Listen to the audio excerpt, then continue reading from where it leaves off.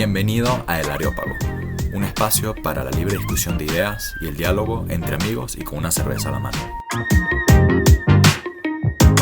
Buenas, buenas, mis queridos areopajitas, los sintonizadores de este podcast. El día de hoy tenemos un invitado muy especial sobre el que vamos a hablar de un tema muy controversial y muy actual.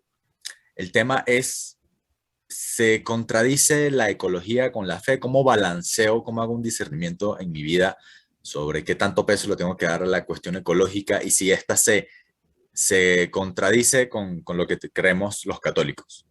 Nuestro invitado de hoy es Bruno Díaz Coratella, que es ingeniero físico y es muy leído sobre el tema de cuestiones ecológicas, pero no solamente en la parte técnica, sino también en la parte con respecto a los valores católicos, a los valores pues de la doctrina social de la Iglesia y cómo tenemos que ver este tema en aras a este cuidado de la casa común, a la casa que compartimos todos los humanos.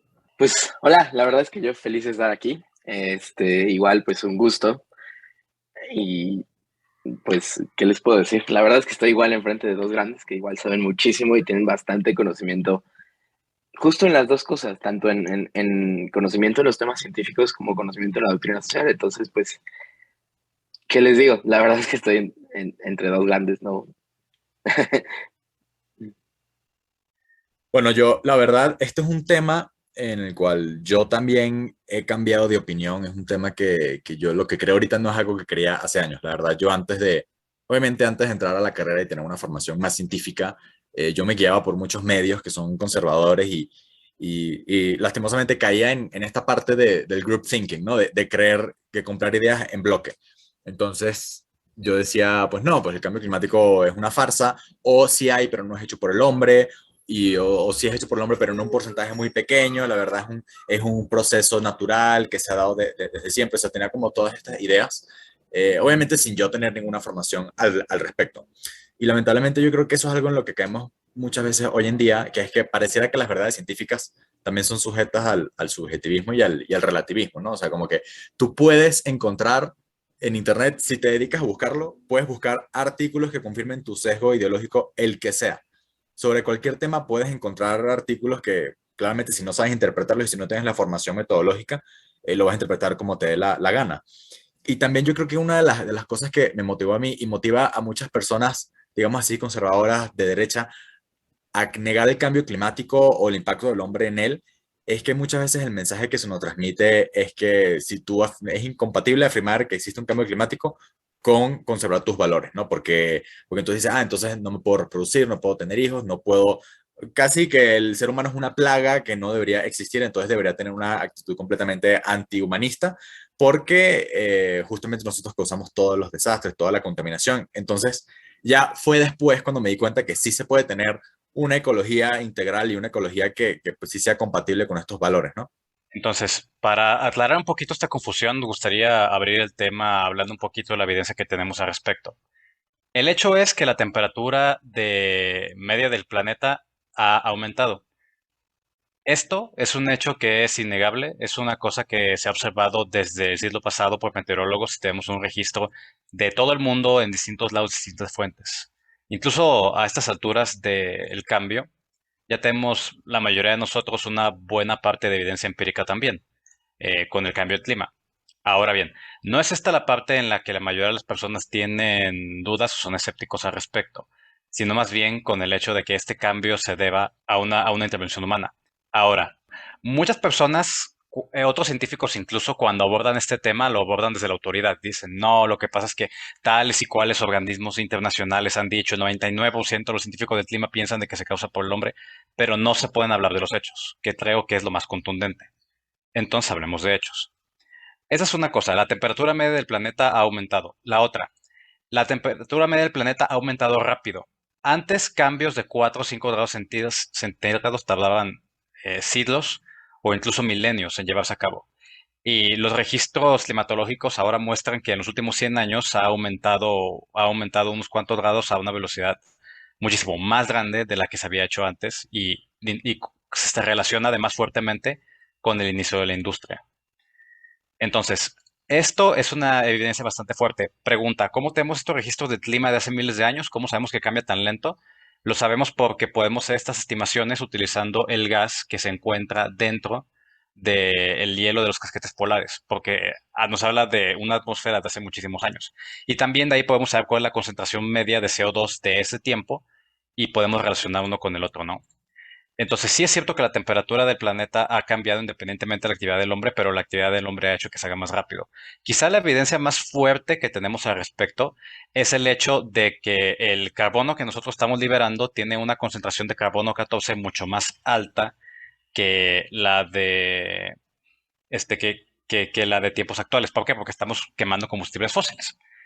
Entonces, cuando se hace una datación del carbono 14 en la atmósfera y encontramos que el carbono 14 en la atmósfera proveniente de fuentes como el carbón mineral y el petróleo es muchísimo más alta en esta época que en épocas pasadas, podemos llegar a la conclusión de que casi seguramente es producto de la actividad del hombre. Y además de todos estos factores que acabamos de comentar, también tenemos que recordar que la correlación es fuerte, pero también no todas las correlaciones se traducen en casualidades.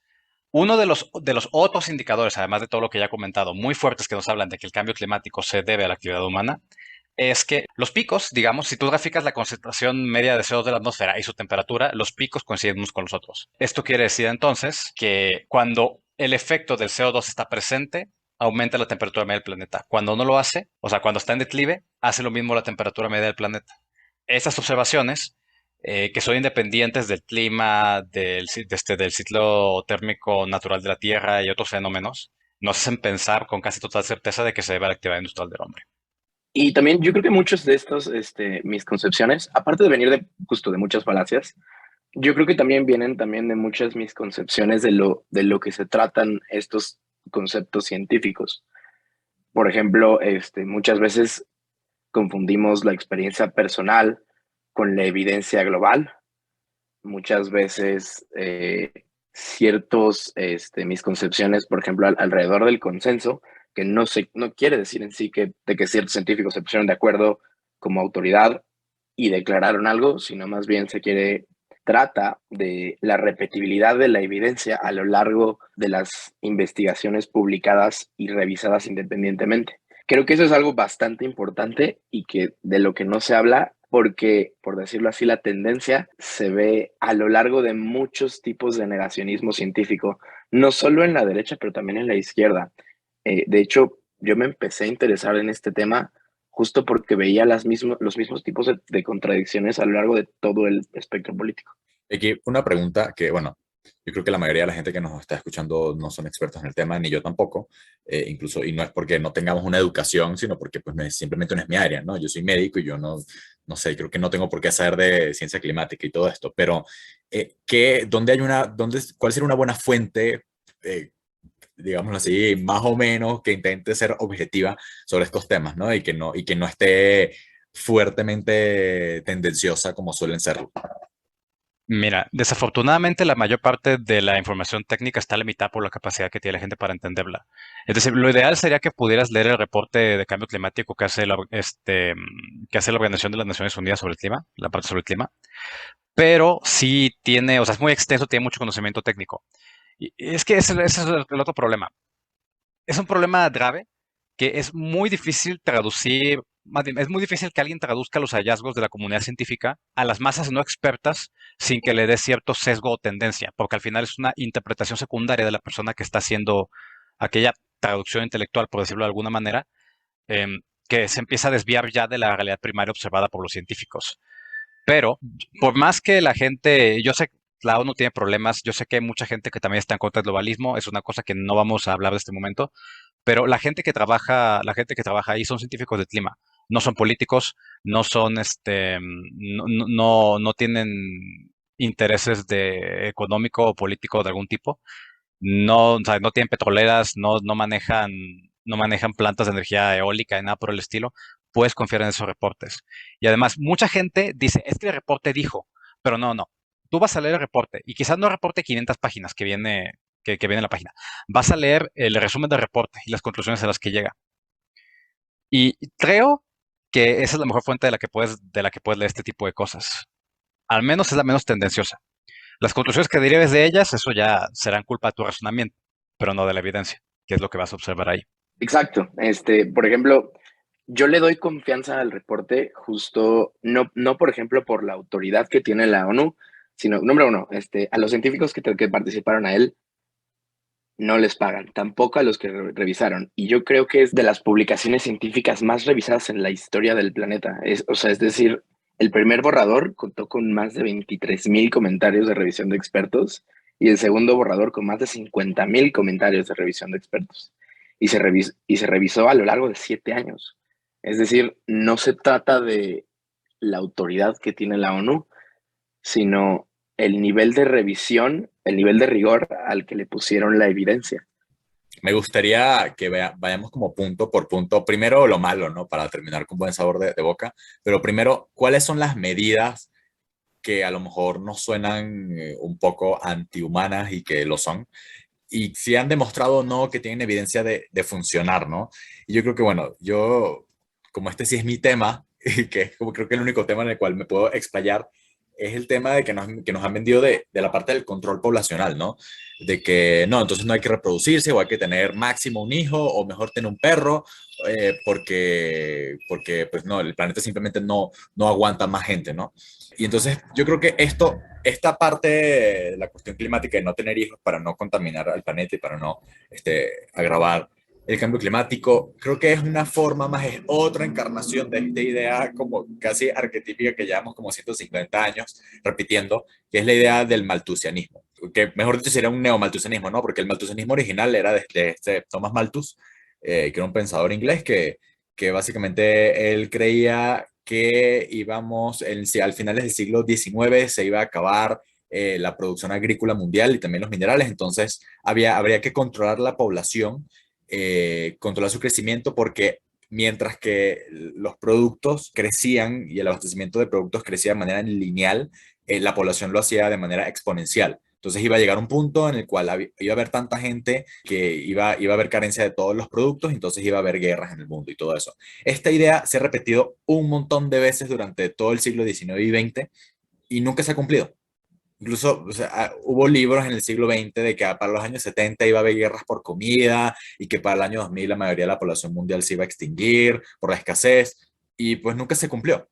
Y es como la idea constante de mantenernos como en este pánico poblacional de que mejor usa anticonceptivos o mejor aborta porque simplemente la Tierra no va a aguantar tener más hijos y no va a ser sustentable. Sin embargo, la evidencia tanto en el pasado como actualmente sugiere todo lo contrario, ¿no? O sea, la FAO, que es la Organización para la Comida y la Agricultura, dijo que en 2012 producimos en el planeta comida para alimentar a 7.9 mil millones de habitantes, cuando tenemos 7 mil millones de habitantes. Sin embargo, tenemos un 9% de habitantes del planeta que sufren de hambruna. Entonces estamos produciendo comida para más personas de las que tenemos actualmente. Y eso fue 2012, ¿no? O sea, hoy en día seguramente producimos comida para más gente. Y yo creo que también es una visión muy reduccionista decir que no alimentamos a todo el planeta porque no hay suficiente producción, no hay suficiente riqueza, cuando también hay que pensar que hay un montón de barreras para la distribución de la riqueza en los países que no tienen nada más que ver con que haya o no la materia prima, vaya. O sea, uno pensar como persona occidental, pensar que puede llegar a un país de África y repartir preservativos y que ya por eso se va a garantizar que se va a acabar el hambre, sin considerar todas las variables que hay, como que quién gobierna ese país, cuánta corrupción hay, tiene infraestructura o no para repartir todo ese alimento. O sea, son cosas que no se van a solucionar simplemente repartiendo anticonceptivos, ¿no? Y me parece incluso una visión muy sesgada y muy prejuiciosa, ¿no? Es una mentalidad muy colonizadora, ¿no? Como que, claro, lo que ustedes necesitan es dejar de reproducirse, pero realmente no estás entendiendo la problemática de cada sitio. También, pues bueno, hay investigadores que han diseñado como modelos del impacto ambiental y dicen que sí, la población efectivamente es una variante importante para determinar el impacto ambiental que tiene cualquier población o cualquier actividad, pero no es la única. Dicen que el impacto ambiental es la multiplicación de la población por la afluencia, por la tecnología. Entonces, la afluencia se define como el PIB per cápita de ese país, que pues va a determinar pues su consumo, y la tecnología es la cantidad de recursos requerida para producir una unidad de Producto Interno Bruto. Entonces, dice la ONU que en las últimas décadas el impacto ambiental se ha determinado más por la afluencia y por la tecnología que por la población. Porque tenemos el hecho de que los países con ingresos altos o medio altos representan el 78% del consumo en el planeta, mientras que los países de bajos ingresos representan solamente el 3%. O sea, los países pobres solamente consumen el 3% y se ha mantenido esa cifra en las últimas 3 décadas, a pesar de que durante ese tiempo la población de esos países se duplicó. Entonces, también pensar que el hecho de que haya cambio climático o que haya contaminación es culpa de los países pobres porque esa gente se reproduce mucho, primero es completamente prejuicioso y clasista y racista, y además es falso, porque realmente lo que conduce a la contaminación son justamente los países ricos que cada vez ahí tienen menos niños y cada vez envejecen más, y aún así cada vez consumen más y contaminan más. Entonces es ver realmente pues quién tendría la culpa y la responsabilidad en esto, ¿no? Pues también tenemos que el hecho de que un niño nacido en Estados Unidos emite 7 veces más emisiones de dióxido de carbono que un niño nacido en China y 168 veces más que un niño nacido en Bangladesh. Estados Unidos produce per cápita 2 veces más gases de efecto invernadero que Europa, 5 veces más que el promedio global y 10 veces más que todos los países del hemisferio sur. La solución debería ser dirigida hacia controlar la población, tener menos gente o cambiar nuestros patrones de consumo y la tecnología a través de la cual producimos estos bienes, ¿no? Y bueno, por último, también es ver el hecho de que la ONU proyecta que si seguimos en estos pasos de nuestros índices de fertilidad, para el año 2100 la población mundial va a llegar a 10.9 mil millones de habitantes. Y este va a ser como un pico. O sea, la ONU proyecta que después de llegar a esa cifra, la población va a bajar, pues por los patrones que hemos tenido de reducir nuestra tasa de natalidad. Entonces, ahí también cabe cuestionarse, o sea, si tú te compras todo este guión de que entonces no hay que tener hijos, es mejor que tener perrijos y tal, eso realmente ni siquiera hay evidencia de que eso vaya a cambiar, ni siquiera por proyecciones de la misma ONU. Si tú no tienes hijos, no vas a afectar gravemente esta tasa de natalidad, sino que vamos a llegar a este pico en el 2100 y eso no va a ser suficiente para paliar la curva de contaminación que estamos teniendo. Mira, al final, estos problemas se resumen en la concepción que tenemos del valor de las cosas. O sea, va a un asunto ético. A pesar de la manera de que lo piensen distintos grupos, la razón por la cual nosotros deberíamos estarnos preocupándonos por el cambio climático es meramente humana. ¿Qué es esto? La razón por la cual a nosotros nos afecta el cambio climático es porque independientemente de los ecosistemas que se pierdan, independientemente de la riqueza natural que perdamos, lo cual es muy lamentable, la verdad, es todavía más lamentable el hecho de que el aumento del nivel del mar que conlleva el cambio climático y también el cambio en el clima, principalmente de regiones que son tropicales, subtropicales, que además son las regiones más vulnerables del mundo, hace que su patrón de clima, al volverse distinto, cambia la manera en la que se tienen que realizar los cultivos, cambia la manera en la que vive la gente y esto se traduce al final en una crisis económica. Vaya, lejos de pensar de que la población es lo que puede hacer de que nos quedemos sin comida, más bien deberíamos pensar en que lo que va a suceder es que el clima va a cambiar de tal manera que las regiones en las que se produce la mayor parte de la comida del mundo hoy ya no van a poder sustentar el tipo de cultivo que tienen en este momento y se van a mover más al norte. Y ese es un problema logístico de un tamaño tan grande que la FAO sospecha incluso que, o sea, es muy poco probable que la seguridad alimentaria global, o sea, dejando de lado los temas de distribución, se convierta en un problema pronto. Es mucho más probable que la producción cese debido a a este factor, al cambio climático. Entonces, al final nosotros nos preocupamos por esto porque hay vidas en juego, hay poblaciones vulnerables en juego y sí es cierto que la riqueza natural es importante, pero es tonto pensar que no lo es tanto como la vida humana o que está por encima de la vida humana. ¿Por qué? Porque esa es una conducta que no solamente es biológicamente contraria, ¿sabes? A nuestra especie, sino que además es culturalmente obsoleta. Todas las culturas que no han tenido en su centro al ser humano la mayoría se han extinguido. O sea, las culturas de la muerte, desde la Alemania nazi hasta los bárbaros de Oriente Medio y de otros lados, incluso la misma cultura mesoamericana que, bueno, particularmente la cultura azteca, ¿no? No toda la cultura mesoamericana tiene esta parte tan obsesionada con la muerte, pero todas esas culturas tienen la extinción. ¿Por qué? Porque una cultura que no valora a sus miembros, pues se extingue. Es una idea que va en contra de la supervivencia y pues incluso te pones muy, ¿sabes?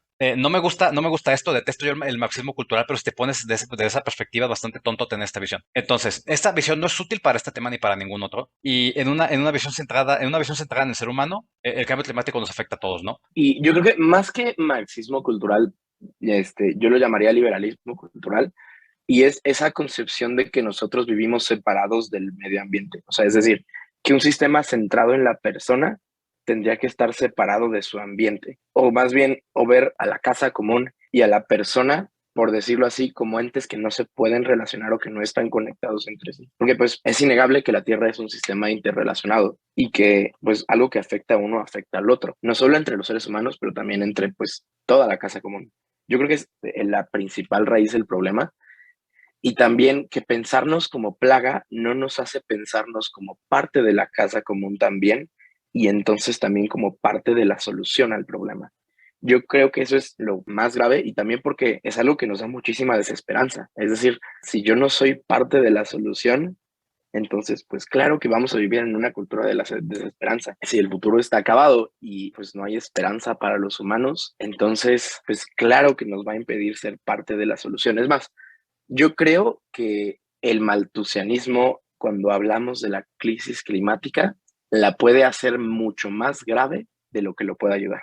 Yo creo que también como que muchas veces perdemos el enfoque o no sé si la retórica de las últimas décadas climáticas se han enfrascado mucho en, ay, hay que dejar de contaminar porque mira los pobres osos polares o mira los pobres flamencos, es decir, es como, a ver, no estoy diciendo que no sean bonitos y aparte de la estética, que no haya que cuidarlos, claro que sí, son un don de la creación y todo eso, pero al final yo creo que deberíamos hacer mucho más énfasis en, a ver, es que tienes que no contaminar, no por el oso polar, sino por tu prójimo. O sea, es por la gente en África que se están secando sus campos, por las futuras generaciones. O sea, también como deberes que tenemos hacia nuestra descendencia de entregarles un planeta decente, o mínimo que no esté completamente vuelto caca por nosotros. Y yo creo que eso, hay un debate sobre si la ecología debería ser antropocéntrica o fisiocéntrica, o sea, que si está centrada en cuidar al hombre o centrada en cuidar la naturaleza como tal. Yo creo que es una falsa dicotomía, porque al final es entender este concepto pues clásico de que el hombre es parte de la naturaleza y justamente como está inmerso dentro de la naturaleza también tiene leyes que tiene que respetar tanto en relación con el entorno como para sí mismo. Y bueno, otra cosa que también pues, es algo que le da muchas reservas a muchas personas sobre este tema, es que pareciera que todas las medidas que se proponen ecológicas tienen que ver con el intervencionismo del Estado, ¿no? Con hacer un Estado cada vez más grande que dirija toda la economía. Y entonces, bueno, no sé qué opinen ustedes sobre este tema. Pues yo creo que sí nos tenemos que zafar de la dicotomía de que o las empresas o el Estado, o el individuo o el Estado, en cuanto a la acción climática y la acción ecológica. Muchas veces siempre nos meten o nos enfrascan en esas dicotomías. Es decir, o mi acción personal es la que tiene que hacer el cambio, y de hecho muchas veces la acción personal es justo la que nos presiona en términos de la población, o que entonces decir, ah, bueno, entonces si no es mi acción personal es la acción del Estado o la acción de las grandes empresas. Yo creo que nos tenemos que zafar de esas dos dicotomías, porque no podemos seguir con este modelo económico. Eso sí es cierto, pero no quiere decir que nos tenemos que limitar a otro modelo económico en donde las acciones y los recursos sigan centrados en unos pocos individuos. Lo que es inherentemente dañino para la ecología es cuando se tiene un sistema económico o social que centre los recursos y la administración de los recursos dentro de unas pocas personas. Tanto una acumulación desproporcionada del capital como una acumulación desproporcionada del Estado van a ser el mismo resultado. No hay un sistema inherentemente ecológico todavía. Claro que podemos crear uno, claro que tenemos la creatividad para hacer muchísimas cosas, pero no creo que venga de ahí. Es más, hay muchas propuestas que se salen de esa dicotomía, y que, por ejemplo, en Guatemala y en México, hay varios pueblos indígenas, 39 en México y 19 en Guatemala, que apostaron por producir su propia energía eléctrica y la articularon con sus proyectos de vida. Es decir, armaron cooperativas para producir su propia energía. Para los que no sepan, una cooperativa Es una empresa donde el poder de las decisiones se toma democráticamente y la propiedad de la empresa está distribuida entre todos los trabajadores de la empresa. Y pues no son los únicos. De hecho, ya se han registrado 700 iniciativas energéticas comunitarias en América Latina. Es decir, yo creo que sí hay que deshacernos de la falsa dicotomía de que o es el individuo o es el Estado o son las grandes empresas. La persona humana, en cuanto a cómo la trata la doctrina social de la iglesia, es personal, relacional y comunitaria. Y yo creo que esa tiene que ser la guía para el tipo de decisiones que tomemos. No solo decir, ok, si no soy yo como individuo, tienen que ser las grandes empresas o el Estado. O si no es el Estado y las grandes empresas, entonces me voy a presionar completamente como individuo. No, porque no estamos solos. Ni la naturaleza del ser humano es únicamente individual, sino también es relacional, tanto pues con el ambiente como con los otros seres humanos, como tú estabas diciendo. Ahora que estamos tocando el tema económico, otra cosa muy importante que hay que tomar en cuenta es que, mira, cuando tienes una visión antropocéntrica del cambio climático, te das cuenta también que la quema de combustibles fósiles es beneficiosa para la economía, o más bien lo ha sido históricamente.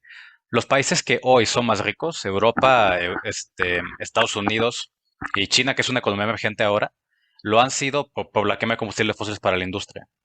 Y ha sido así durante mucho tiempo, al menos, vaya, desde que conocemos los combustibles fósiles.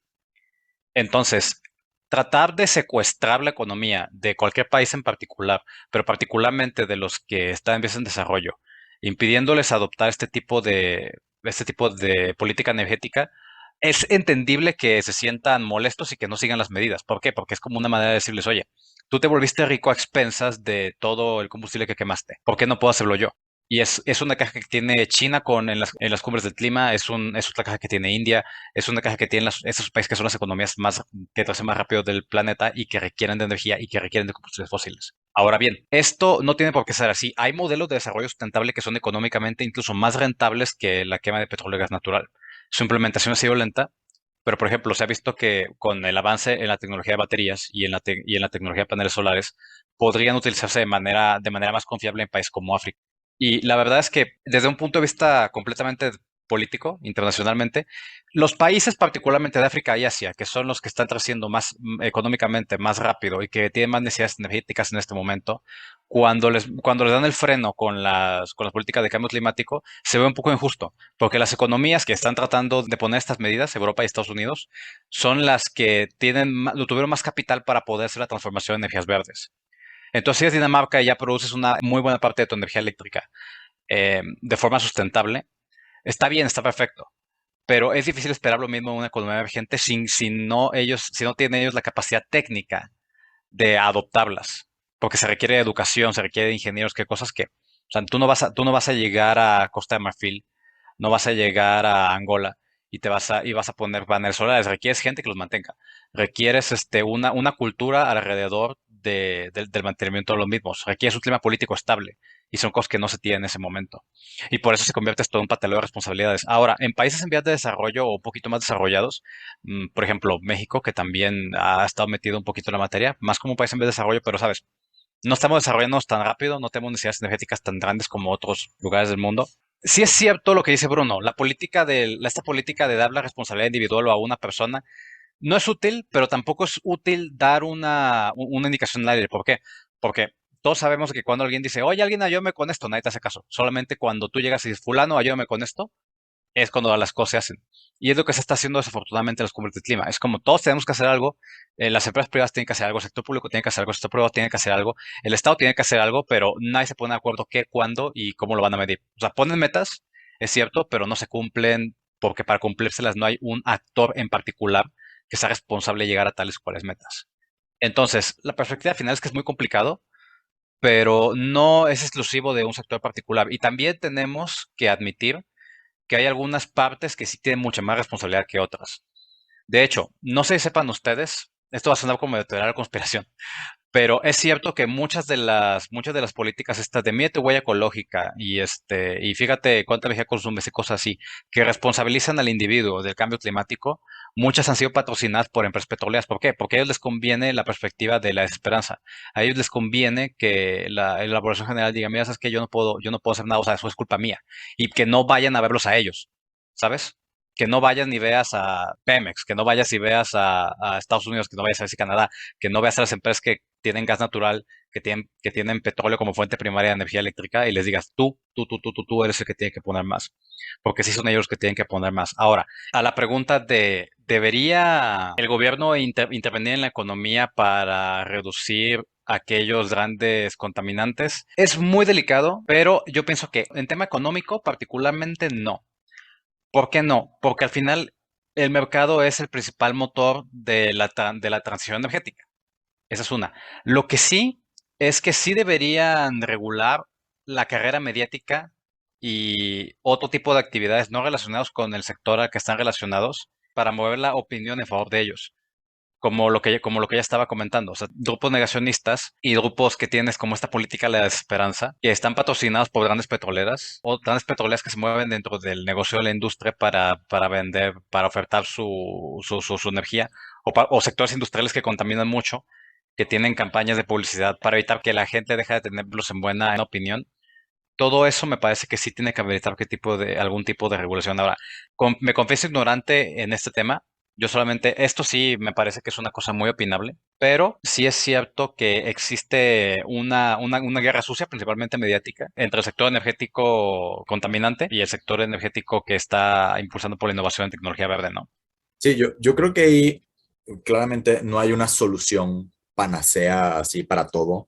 Creo que no es ni prescindir totalmente del gobierno, ni tampoco suprimir la competencia libre y el mercado, porque pues claramente, o sea, si algo hemos aprendido con toda esta cuestión del maltusianismo es que el ser humano no solamente es destructor y consumidor, sino que también innova y busca maneras más eficientes de hacer más cosas, de producir más contaminando menos, ¿no?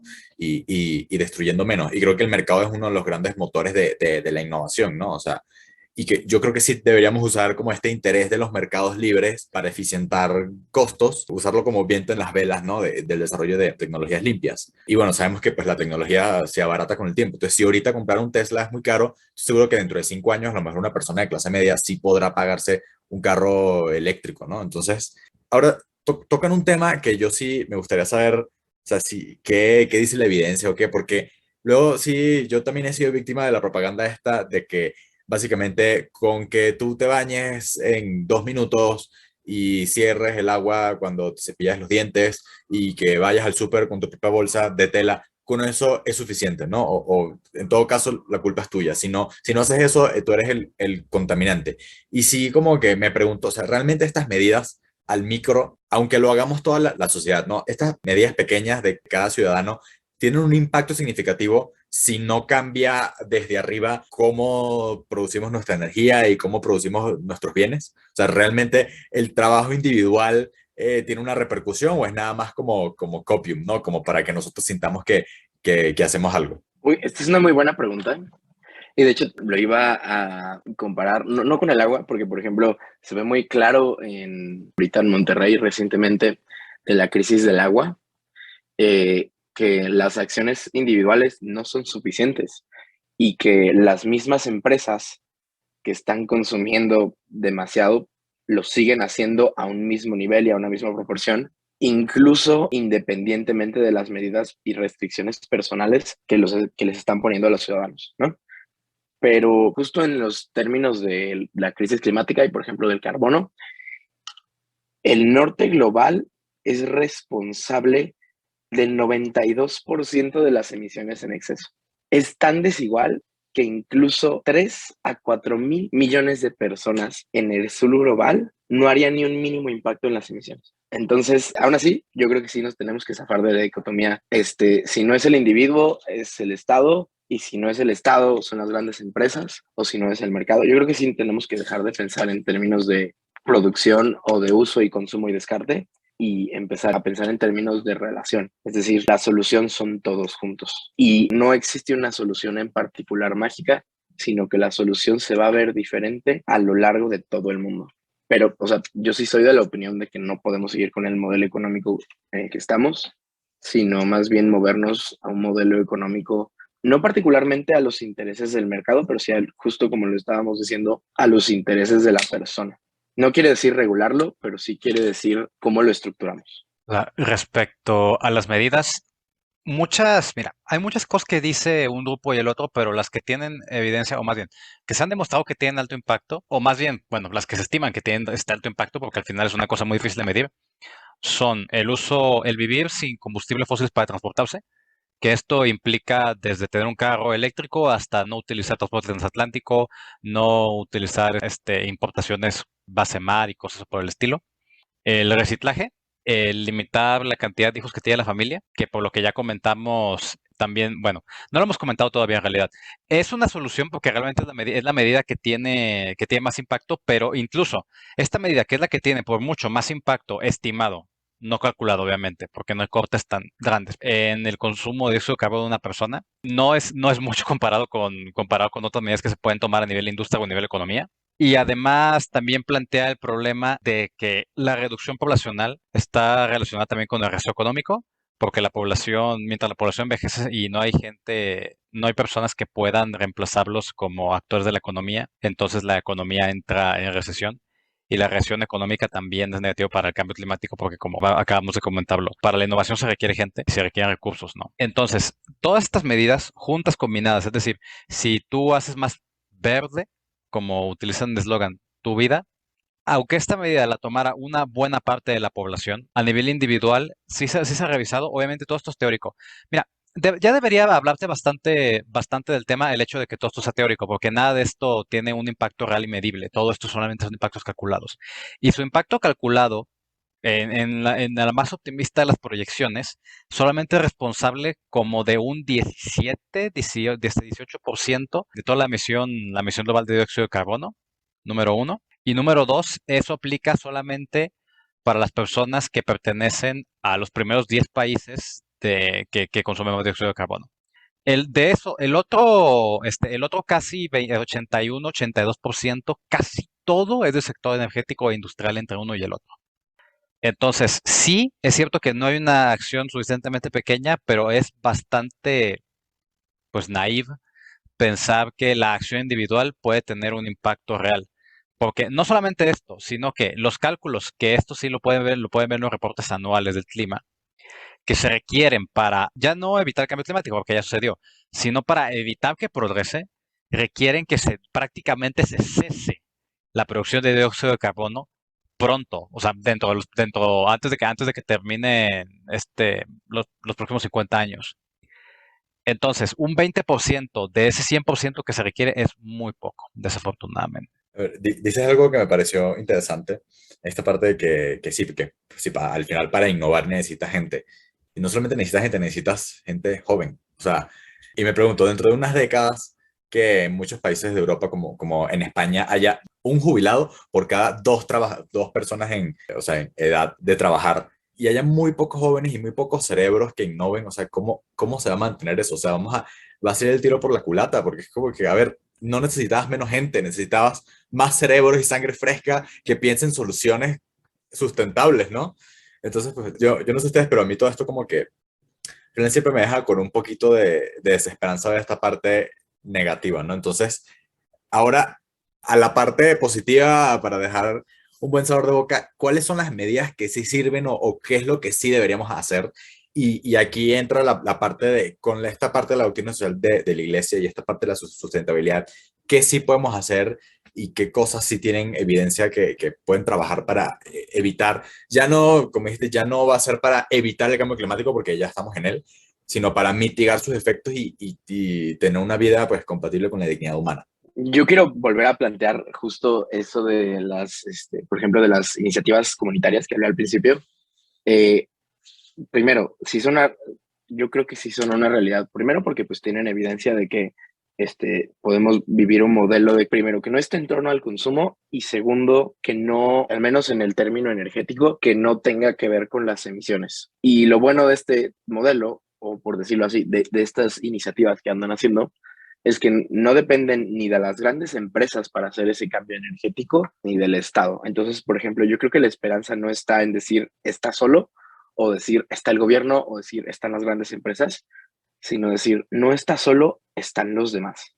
Como lo había dicho al principio sobre la doctrina social de la iglesia y la concepción de la persona, la concepción de la persona en la doctrina social de la iglesia no es solo individualista o personal, sino también es relacional y comunitaria.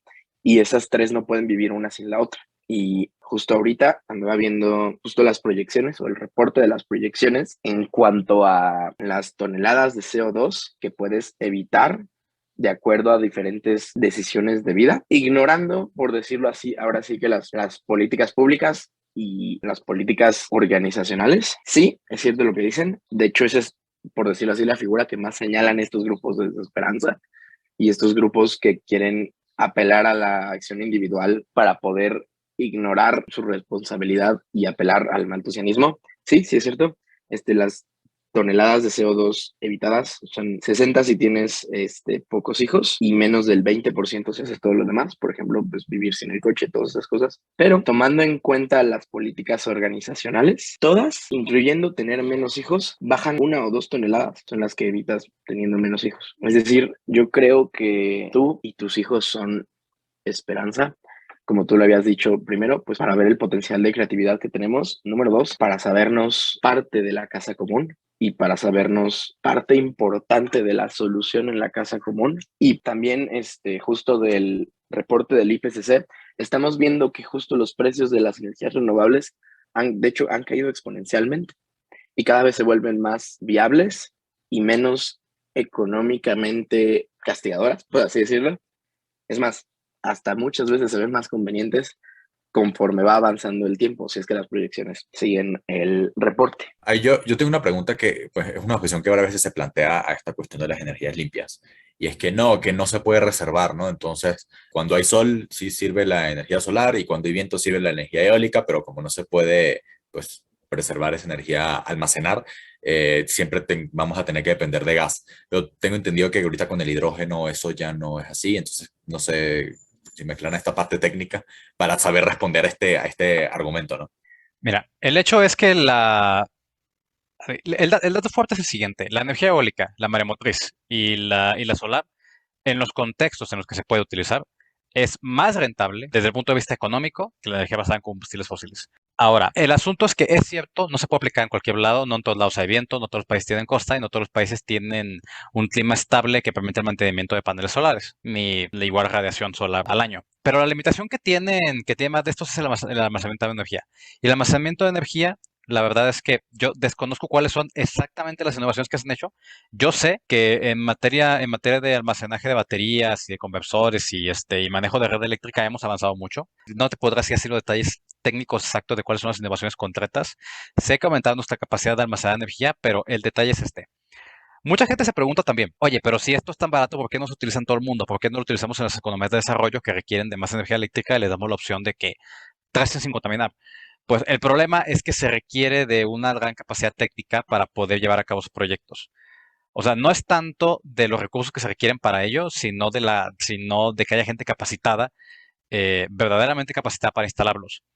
Entonces, no tiene nada de caso que nosotros como humanidad, el estado del arte de la energía eléctrica sea extraordinario, si eso no se puede contratar en que haya un ingeniero eléctrico de verdad en un país africano para que diseñe una red eléctrica de tal manera que una ciudad no se quede sin luz porque hubo una tormenta en el desierto. Ese es lo que es la limitante más importante, el capital humano. Y también creo que en sí también influye justo estaba viendo el reporte del IPCC y sus conclusiones finales. Y mucho de lo que habla es que, número uno, las iniciativas energéticas no son igual la panacea de la que hablamos, especialmente si seguimos con el modelo de consumo en el norte global que seguimos teniendo. Entonces, eso sí lo tenemos que hablar. O sea, el modelo de consumo en el norte global definitivamente sí tiene que decrecer y tiene que ser mejor distribuido. No estoy diciendo por el Estado, porque eso tampoco funciona. Como lo dije al principio, yo creo que lo inherentemente dañino para la economía es cuando empiezas a manejar tanto los recursos como el poder desde unas pocas personas. Primero, porque nadie tiene la capacidad para hacerlo o para manejar tanto.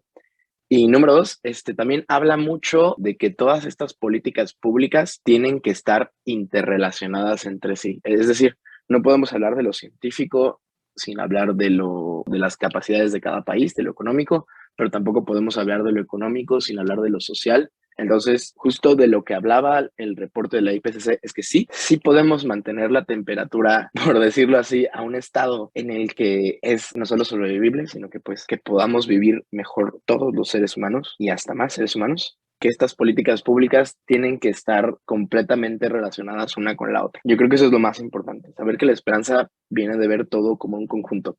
Como lo dice desde la encíclica de Caritas in Veritate, el Papa de Benedicto XVI, justo desde ahí se habla de una ecología integral y de justicia intergeneracional de la que hablamos. En Laudato Si se habla justo de la huella y más bien de la deuda ecológica que se tiene los países del norte global con los países del sur. Entonces no estoy hablando de algo, por decirlo así, que no está en línea con la doctrina social de la iglesia. Y es más, yo creo que es lo que científicamente nos puede dar más esperanza. Es decirlo así, no una solución panaceica para todos, más bien cómo podemos hablar de soluciones que interrelacionen todos los aspectos de la economía y todos los aspectos de la humanidad. Nuestra vida a nivel particular, a nivel social y a nivel global siempre ha estado plagada de problemas, es normal. Pero pensar que un problema no tiene solución es muy dañino porque no solamente nos ocasiona cierto temor y ciertas barreras emocionales que nos impiden avanzar, sino que además es una oportunidad desperdiciada. Y me extraña mucho, de verdad me extraña mucho, que no lo veamos como una oportunidad de encontrar desarrollo a través del mundo global, porque si esto es un tema que nos concierne a todos, de los pocos temas que nos conciernen a todos. Desafortunadamente, tenemos un muy buen contraejemplo de lo que sucede cuando un mundo no se organiza bien ante la respuesta a un problema global, que es la pandemia reciente por COVID-19. Y sabemos que tenemos muchos limitantes, pero justo porque sabemos que tenemos limitantes, sabemos que tenemos áreas de oportunidad en las que trabajar. Si nosotros abandonáramos una política de miedo, de que el mundo se va a acabar y que los seres humanos somos una basura y que somos una plaga y que nos vamos a autoextinguir, quizá podríamos empezar a pensar, oye, ¿qué es lo que puedo hacer por la gente que va a ser afectada por el cambio climático que está siendo afectada en este momento? ¿O qué es lo que puedo hacer por estas economías emergentes? Cuando empiezas a moverte de una manera un poquito más positiva, te das cuenta que hay muchas cosas que pueden ser todavía y muchas cosas que pueden ser para el beneficio de los demás y para ti, porque al final siempre existe un componente un poquito egoísta dentro del altruismo, porque eres un ser empático y porque no te gusta ver el sufrimiento de los demás, quizá, pero también principalmente porque a ti te conviene que el mundo sea un lugar estable. Y pues desafortunadamente sí, no venimos a este mundo solos, ni nos vamos a ir solos. Y estamos conectados en muchos niveles con gente que ni siquiera conocemos. Si nosotros pudiéramos pensar un poquito más allá de nosotros mismos, y bueno, aquí es cuando viene la pregunta, entonces, bueno, ¿qué responsabilidad puedo hacer yo si todo esto es tema es tema de la gente de la industria? Si esto lo tiene que ver un magnate del petróleo con su consejero, si van a poner eólica o no, y no tiene tanto que ver conmigo, bueno, pues difundiendo esta información, informándote dentro de lo posible en el ámbito político, que es en el que tenemos más poder como individuos y vivimos en un país democrático o relativamente democrático, tratar de impulsar políticos que se preocupen por estos temas y este tipo de cosas son las que podemos hacer de manera concreta. Y no para evitar un evento de extinción, porque seamos francos, los seres humanos somos unos cucarachas, sobrevivimos a todo. Quizá individualmente nos lo podemos llegar a pasar muy mal, pero como especie somos la especie más adaptable del planeta Tierra. Hemos hecho cosas extraordinarias para todos los problemas que hemos tenido antes y no vamos a extinguir por eso. Pero existe una diferencia muy importante entre un mundo miserable donde el centro sea solamente un desierto gigantesco alrededor del Ecuador, donde se ha perdido el equilibrio ecológico, sobrevive solamente las especies más fuertes, incluyendo a nosotros, porque la verdad es que somos parte de ellas. Que haya una crisis migratoria espantosa hacia las zonas norte y sur del planeta Tierra, y además que habremos desperdiciado la oportunidad de haber hecho algo por todas las personas que viven en los lugares que están siendo más afectados y por las economías que están emergentes y por los países desarrollados que pudieran haber alcanzado mayor estabilidad económica con alternativas energéticas y sociales más estables. Sonará un poquito extraño también que citemos un poquito la doctrina social de la Iglesia y a posturas que han tenido la Iglesia Católica respecto al tema, pero cuando se pone a reflexionarlo, si se dan cuenta, si existe una institución que ha visto a la humanidad durante muchísimos años y que ha pasado por de sus mejores peores momentos, que guarda sus registros históricos, es la Iglesia Católica. Y también la Iglesia Católica tiene la particularidad de que, independientemente de son creyentes o no, aquí todos los tres que estamos en el grupo lo somos, pero aunque no lo sean, es una institución que ha sobrevivido los siglos porque sabe cómo leer los tiempos y porque, a pesar de que es muy lenta en algunos temas, trata de mantenerse actual. A los que nos sintonizan, a los que nos escuchan, sí les recomiendo que revisen estos temas porque están muy interesantes de la mano del desarrollo sustentable. Y hay propuestas muy buenas. No, las cosas no están perdidas, la humanidad no se va a extinguir, pero podemos luchar por un mundo que sea mejor que el que tenemos ahora. Vaya, los problemas llevan soluciones y las soluciones nos pueden dejar en un mejor estado que en el que estábamos antes. Así que creo que eso es lo que tenemos que estar buscando. Está mejor. No porque nos vayamos a morir, simplemente por estar mejor.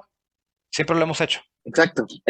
Yo incluso le pondría la esperanza, porque, por ejemplo, si vemos ahorita las acciones tanto de las empresas como de los gobiernos y vemos que no son suficientes, obviamente nos va a dar desesperanza.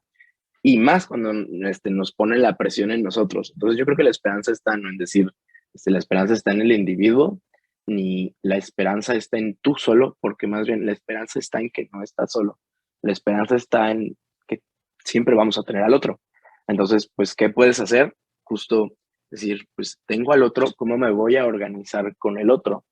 Como, por ejemplo, como estos 700 pueblos, de hecho, vulnerables, que no tienen la misma capacidad económica de muchos que vamos a escuchar el podcast, y como ellos aún así se organizaron para poder desarrollarse de una manera sustentable.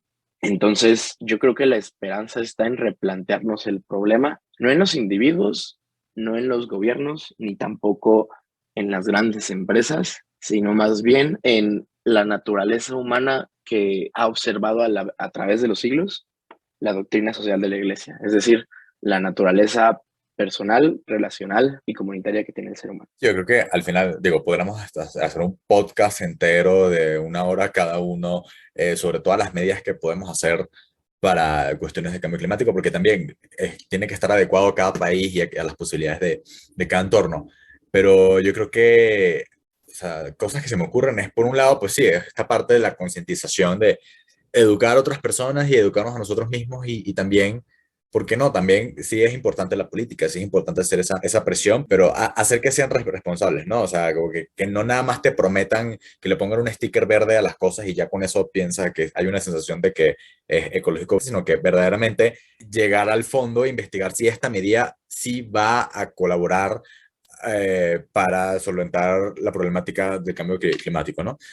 Y bueno, si aquí, no sé, si hay algún ingeniero escuchando esto, algún dueño de una empresa, o alguien que lo vaya a hacer a futuro, pues tener esta perspectiva de que en el futuro, que yo vaya a ejercer mi actividad económica, tratar de lograr este decoupling, ¿no? O sea, este famoso desacoplar el éxito que yo pueda tener, el bienestar que yo pueda traer a familias y a personas de la contaminación, ¿no? O sea, hacer que no sé, a lo mejor durante la revolución industrial muchos países occidentales tuvieron su desarrollo de manera muy contaminante con carbón y luego con petróleo y gas. ¿Cómo yo puedo hacer un modelo de desarrollo que no tenga necesariamente que pasar por esos caminos, ¿no? Sino que sea una cosa sustentable a largo plazo? Y eso, tener siempre en vista que yo soy responsable no solamente sobre mi prójimo en la actualidad, sino también con generaciones futuras, ¿no? Tienes una deuda de que tus hijos y nietos tengan un mundo, si no mejor, mínimo no peor del cual tú tuviste. Y a ver, una pregunta, si ustedes pudieran recomendar alguna lectura, algún libro, aparte de este informe de la ONU, que podamos leer al respecto. Pues primero, yo creo que, pues si nos están escuchando católicos, a esa sí es lectura obligatoria. Caritas in Veritate y Laudato Si hablan perfectamente de estos problemas y lo hablan de una manera muy balanceada, sustentada en la evidencia científica. Otras encíclicas, de hecho, hasta, por ejemplo, hasta Solicitud de Redes Sociales, hablan de esto, pero yo creo que las dos más importantes son estas. Y también les recomiendo el libro The Future We Choose. Es un libro muy bonito, muy esperanzador y que te da esa, por decirlo así, esta urgencia, pero con esperanza de que puedes hacer algo al respecto, más bien de que podemos hacer algo al respecto. Y también les recomiendo, justo como referencia, una página científica, de hecho, bastante balanceada, que de hecho pone los artículos en 3 niveles de dificultad por si no eres pues muy versado en estos temas o si lo quieres explicar de una manera simple o de una manera complicada o no de una manera muy complicada. Es una página que se llama Skeptical Science. De hecho, te vienen pues todas las dudas y misconcepciones en cuanto a la crisis climática y los artículos los explican en 3 niveles de dificultad. Entonces, muy buena. Esas yo creo que serían mis mejores recomendaciones en cuanto al tema. Para los que tengan un poquito más de background técnico, o incluso para los que no la tienen, hay un artículo muy bueno de Hickman de 2021 que se llama La voz de las personas jóvenes en ansiedad del clima, o vaya, Young People's Voices on Climate Anxiety. Es una encuesta a nivel global de qué impacto tienen las políticas sociales y qué impacto también tiene la percepción del cambio climático y también quiénes son los que lo están financiando. La otra es que no dejen de ver la FAO, busquen en su página de la FAO, tiene reportes anuales y tiene como summaries, que son de una página o dos, o unos un poquito más extensos. Están un poquito técnicos, pero los resúmenes están muy buenos y muy accesibles, y las estadísticas son muy buenas. Hablan más bien del tema poblacional. Otra fuente para mantenerse informado es de la Organización de las Naciones Unidas, la UNEP, de una de sus oficinas, la UNEP, tiene reportes de la diferencia de emisiones por países, que también está bastante buena, y también hay una página que se llama Zero Tracker, que es como un tracker de las políticas, de las políticas internacionales que están en línea con las de la ONU para materia de cambio climático. También otra cosa que les puedo recomendar mucho es una página que seguramente ya la conocen, pero probablemente no saben que tiene este tipo de información, que se llama Our World in Data, que también tiene información respecto a cambio climático y también a patrones de alimentación y cosas por el estilo, que está más bien como para curiosear un rato y sacar sus propias conclusiones, ¿no? En caso que les interese. Bueno, querida audiencia, esto ha sido todo por hoy. Si ustedes también tienen alguna idea que puedan contribuir de cómo haces consciente esta parte del desarrollo sustentable y de tener una ecología verdaderamente integral en tu día a día y en tu trabajo, puedes comentar. Y pues bueno, muchas gracias por escucharnos. Nos veremos en el próximo episodio.